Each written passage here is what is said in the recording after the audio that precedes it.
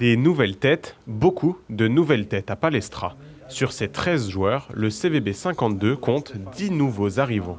On repart de zéro, on essaye de créer une vraie identité collective, de créer un vrai groupe, que tout le monde trouve sa place, que tout le monde trouve ses marques. Et pour le moment, ça se passe très bien. Cet été, le club chaumontais a dû combler de nombreux départs. Résultat, un effectif rajeuni et cosmopolite, mais les 8 nationalités différentes n'ont pas ralenti l'intégration de tout le monde.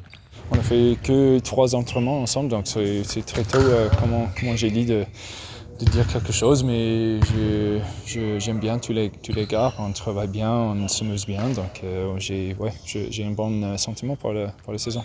À en voir les sourires lors des jeux d'échauffement, le groupe s'est plutôt bien construit. De retour de quelques jours à l'école de gendarmerie de Chaumont, tout le monde était pressé de retoucher le ballon. Une saison joue parfois sur des détails, le collectif en fait partie. Et voilà, pour le moment, ça se passe très très bien. Il y a aussi Brett qui vient d'arriver, qui a de l'expérience et qui sait aussi l'importance de tout ça.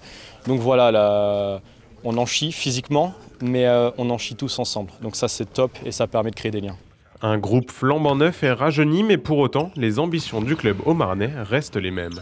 Les objectifs, effectivement, restent les mêmes. C'est-à-dire que c'est un club qui est là pour gagner. On doit être dans le top 4, c'est notre place. Et puis après, quand arrivent les playoffs, il faut être en forme. Il faut, on va dire, requérir un peu plus de talent, de pugnacité. Voilà, mais on travaille pour ça. Les matchs amicaux vont désormais s'enchaîner pour les joueurs de Silvano Prandi. En ligne de mire, le début du championnat. Ce sera à domicile le 21 octobre face aux Franciliens du Plessis-Robinson.